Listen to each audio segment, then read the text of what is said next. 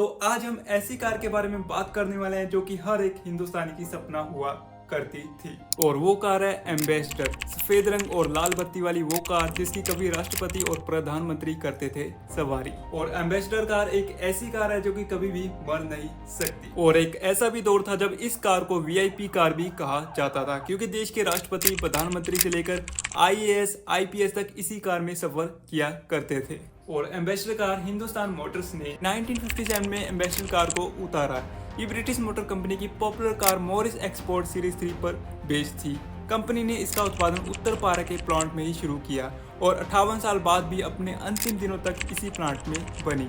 और भारत की राजनीति और शासन और प्रशासन में अगर कोई एक चीज कॉमन रही है और वो है हिंदुस्तान मोटर्स की एम्बेसडर कार। देश की सड़कों पर प्रधानमंत्री से लेकर मुख्यमंत्री तक, सरकारी बाबू से लेकर राज्य रजवाड़ों तक, आम आदमी के बीच भी इस कार ने अपनी पहचान बनाई। लेकिन क्या आपको पता है इसका इतिहास देश की आजादी से भी पुराना है। और 1942 में बनी हिंदुस्तान मोटर्स एम्बेसडर कार बनाने वाली हिंदुस्तान मोटर्स का मूल नाता तो गुजरात से है। गुजरात के ओखा पाट पर कंपनी आजादी से पहले ही 1942 में कारों की असेंबली करने लगी थी। इसके बाद 1948 में इसका प्लांट बंगाल के उत्तर पारा में शिफ्ट हो गया और ब्रिटेन के मॉरिस एक्सपोर्ट का डिजाइन हिंदुस्तान मोटर्स ने 1957 में एम्बेसडर कार को उतारा। ये ब्रिटिश मोटर कंपनी की popular car Morris export series 3 पर बेस्ड थी। कंपनी ने इसका उत्पादन उत्तर पारा के प्लांट में ही शुरू किया और 60 साल बाद भी अपने अंतिम दिनों तक इसी प्लांट में बनी। और बिरला ग्रुप की कंपनी एचएम और हमारी पीढ़ी के लोगों को लगता है कि हिंदुस्तान मोटर्स एक सरकारी कंपनी है, लेकिन असल में ये सीके बिरला समूह की एक कंपनी है। इसे बीएम बिरला ने 1942 में स्थापित किया।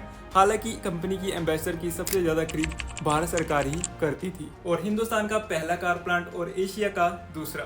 कंपनी ने उत्तर पारा में जो प्लांट शुरू किया वह हिंदुस्तान का पहला कार प्लांट था, जबकि एशिया में कार बनाने की दूसरी फैक्ट्री उससे पहले सिर्फ टोयोटा का ही कार प्लांट जापान में काम करता था। और ये प्लांट अपने दौर की सभी सुविधा और बेहतरीन असेंबलिंग लाइन से लैस था। और कंपनी के पास उत्तर पारा में 275 एकड़ का लैंड एरिया है, जिसमें 90 एकड़ में फैला ये प्लांट भी शामिल है। और हिंदुस्तान एम्बेसडर ने भारत की सड़कों पर 80 के दशक तक एकमात्र राज किया और एक दौर में इसे किंग ऑफ इंडियंस रोड भी कहा जाता था। आम लोगों के बीच इस गाड़ी का रुतबा अलग ही था, क्योंकि नेता से लेकर सरकारी बाबू और अधिकारी लाल नीली बत्ती लगाकर इसका इस्तेमाल करते थे और इसकी सवारी शान की सवारी मानी जाती थी। और एम्बेसडर कार अपने आप को पावर का दूसरा अवतार कहे तो गलत नहीं होगा, लेकिन इसकी वजह ये नहीं थी कि वीआईपी लोगों की पसंद थी, बल्कि इसका इंजन ही इतना पावरफुल था कि 1.5 लीटर और 2.0 लीटर के डीजल इंजन और 1.8 लीटर के पेट्रोल इंजन के साथ आती थी। अगर आज के जमाने के हिसाब से देखा जाए तो ये किसी एसयूवी की पावर से कम नहीं थी। बाद में इसके सीएनजी और एलपीजी वेरिएंट भी आए और हिंदुस्तान एम्बेसडर कार सरकारी अधिकारियों और अफसरों की पहली पसंद हुआ करती थी। और 1980 के आते आते ये कार आम लोगों के बीच भी काफी लोकप्रिय हो गई थी। फिल्मी सितारे समेत कई फेमस हस्तियों के पास एम्बेसडर होने की वजह से ये कार काफी लोकप्रिय हो गई थी। भारत के पहले प्रधानमंत्री जवाहरलाल नेहरू से लेकर अटल बिहारी वाजपेयी ने भी अपने कार्यालय में एम्बेसडर कार की सवारी की थी। और 1980 के दशक के अंत में भारतीय बाजार में मारुति और फिएट के आने से एम्बेसडर कार की मुश्किलें बढ़ने लगी। हालांकि एम्बेसडर के लिए सबसे बड़ी चुनौती मारुति सुजुकी थी, जिसकी गाड़ियां बेहतर डिजाइन और मॉडर्न फीचर से लैस होने के साथ अच्छी माइलेज भी देती थी। और 10 साल बाद आर्थिक सुधार करते हुए भारत के दरवाजे बाहर की कार कंपनी के लिए भी खोल दिए गए, जिसके बाद कई मॉडर्न कारें सड़कों पर उतरने लगी। इससे पुराने तौर तरीके पर चल रही एम्बेसडर कार की चमक फीकी पड़ने लगी। हालांकि इस दौरान कंपनी एम्बेसडर के कई नए मॉडल्स को लॉन्च कर रही थी, लेकिन सभी मॉडल्स के डिजाइन एक दूसरे से मिलते जुलते थे और सभी मॉडल्स को लगभग एक जैसे ही फीचर्स और इंजन के साथ उतारा जा रहा था। एम्बेसडर की कुछ पॉपुलर मॉडल्स की बात करें तो एम्बेसडर की पहली मॉडल लैंड मास्टर के साथ Ambassador MK1, Ambassador MK2, Ambassador MK3, Ambassador Nova, Ambassador Classic और एम्बेसडर ग्रैंड जैसी कारें शामिल थी। एम्बेसडर की सबसे आखिरी मॉडल एम्बेसडर एनकोर थी और एम्बेसडर की सबसे आखिरी मॉडल थी एम्बेसडर एनकोर, जिसे 2013 और 14 में बनाया गया था। और उसके बाद हिंदुस्तान मोटर्स ने पजेरो को इंडिया में लॉन्च किया और हिंदुस्तान मोटर्स ने जापान की मित्सुबिशी मोटर के साथ साझेदारी की और 2002 में कंपनी की पॉपुलर एसयूवी पजेरो को इंडिया की मार्केट में लॉन्च किया। और इसके बाद कंपनी ने कॉन्ट्रैक्ट मैन्युफैक्चरर के तौर पर ईसुजू की MU7 एसयूवी और डी मार्क्स की पिकअप ट्रक का भी प्रोडक्शन किया। और भारत के राजनेताओं के जलवे भी अलग होते हैं, वो महंगी और बड़ी गाड़ियों से चलते हैं। और शुरुआत में एम्बेसडर कार को कोई भी टक्कर नहीं दे पाया। हालांकि बाद में एक ऐसी ऑफ रोड एसयूवी ने तहलका मचाया जिसका न सिर्फ नेता बल्कि अभिनेता भी फैन थे। इस कार का नाम मित्सुबिशी पेजेरो है।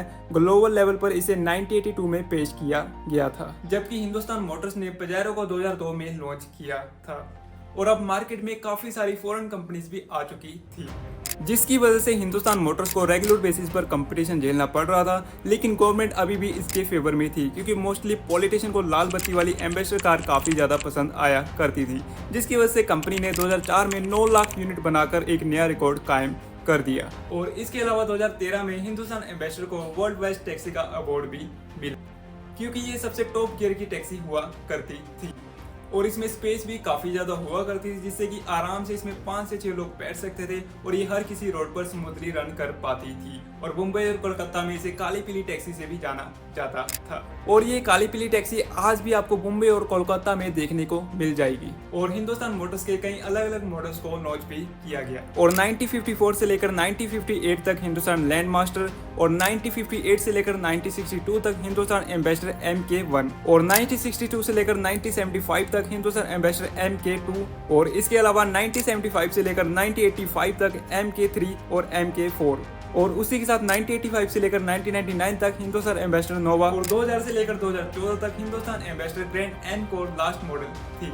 और Hindustan Motors company financial crisis face कर रही थी, इसलिए उन्होंने उत्तरपारा का जो प्लांट था उसे हमेशा के लिए बंद कर दिया गया। और एम्बेसडर ब्रांड को 80 करोड़ रुपए में एक फ्रेंच की ऑटोमोबाइल कंपनी को बेच दिया गया। और इसका सबसे बड़ा कारण है लैक ऑफ टेक्निकल डिपार्टमेंट, क्योंकि हिंदुस्तान मोटर्स ने 1958 से लेकर 2000 के बीच में सेम ही डिजाइन को रखा और इसमें छोटे मोटे चेंज करते गए। सेम इंजन, सेम इंटीरियर और कोई भी बड़े फीचर्स नहीं थे, जिसकी वजह से इस कार की सेल गिरने लगी। और तब इंडिया में ऐसी कई सारी कंपनीज आ चुकी थी जो कि एम्बेसडर कार से काफी बेटर और सस्ती थी, और तब से ही एम्बेसडर कार की डिमांड गिरने लगी। और दूसरा इसका सबसे बड़ा कारण है पुअर मार्केटिंग स्ट्रेटेजी।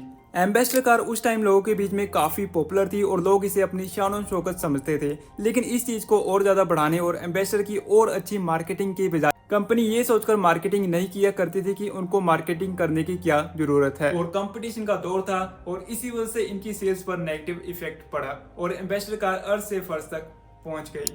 और तीसरा सबसे बड़ा कारण ये भी था कि इंडिया में ऐसी कई सारी कंपनीज आ चुकी थी जो कि एम्बेसडर कार से काफी ज्यादा बेहतर थी, जैसे कि टोयोटा, हुंडई, सुजुकी, होंडा जैसी कई सारी कंपनीज इंडिया में एडवांस टेक्नोलॉजी के साथ आई और यूथ को ध्यान में रखते हुए कई एडवांस फीचर और सेफ्टी फीचर ऐड किए गए और लोगों को सस्ते में कार बेची। और यही वजह हिंदुस्तान एम्बेसडर कार बंद होने का कारण बनी। और चौथा सबसे बड़ा कारण है प्राइस वाज नॉट जस्टिफाइंग।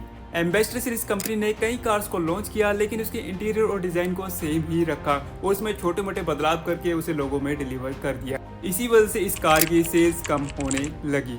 और इसका सबसे बड़ा कारण ये भी था कि पहले एम्बेसडर कार का प्राइस 14,000 रुपए था, लेकिन 2013 और 14 तक इसकी कीमत 5 लाख रुपए हो चुकी थी और लोगों को 5 लाख रुपए उसके फीचर्स के हिसाब से काफी ज्यादा लग रहे थे। इसलिए उन्होंने सोचा कि एम्बेसडर को 5 लाख में खरीदने से अच्छा है कि किसी एडवांस टेक्नोलॉजी कार को खरीदा जाए। और उस टाइम पर ऐसी कई सारी कंपनीज आ चुकी थी जो कि एम्बेसडर कार से काफी ज्यादा एडवांस थी। और पांचवा सबसे बड़ा कारण था the end of politicians craze. और साल 2003 में अटल बिहारी वाजपेयी वो पहले प्रधानमंत्री बने जिन्होंने एम्बेसडर कार की बजाय BMW से चलना शुरू किया। साल 2001 में हुए संसद हमलों की सुरक्षा के कारण से एम्बेसडर कार को प्रधानमंत्री के काफले से अलग कर दिया गया। हालांकि ये कुछ सालों बाद भी टैक्सी चालकों की पहली पसंद बनी रही। और साल 2013 में global automotive program top gear ने एम्बेसडर को दुनिया की सबसे बेहतरीन टैक्सी का दर्जा दिया गया। भले ही आज एम्बेसडर कार का दौर खत्म हो गया है, लेकिन आज भी ये लोगों के दिलों में राज करती है। और एक ऐसा दौर था जब लोग इसे दूर दूर से देखने आया करते थे। और उसी के साथ मैं आपको एक और अपडेट बता देता हूँ। बदलते दौर के साथ एम्बेसडर कार भी बदलने जा रही है। क्या ये सच है? जी हाँ, TUI की एक न्यूज के मुताबिक एम्बेसडर कार इलेक्ट्रिक अवतार में लौटेगी, लेकिन इससे पहले कंपनी इलेक्ट्रिक 2 व्हीलर्स बनाना शुरू करेगी। हिंदुस्तान मोटर्स के डायरेक्टर उत्तम बोस का कहना है कि न्यू MB के न्यू डिजाइन, न्यू लुक और इंजन को लेकर काम चल रहा है। ये पहली एडवांस स्टेज में है। हिंदुस्तान मोटर्स ने यूरोप की एक ऑटोमोबाइल कंपनी के साथ और इसके लिए हिंदुस्तान मोटर्स ने MOU साइन किया है। तो ये थी एम्बेसडर कार की अर्थ से लेकर फर्श तक की कहानी। अगर आपकी भी एम्बेसडर कार फेवरेट है तो नीचे कमेंट करना मत भूलिएगा और उसी के साथ वीडियो को लाइक और चैनल को सब्सक्राइब कर लेना ताकि आपको ऐसी इंटरेस्टिंग वीडियो मिलती रहे। तो मिलते हैं अगली वीडियो में। Till then bye.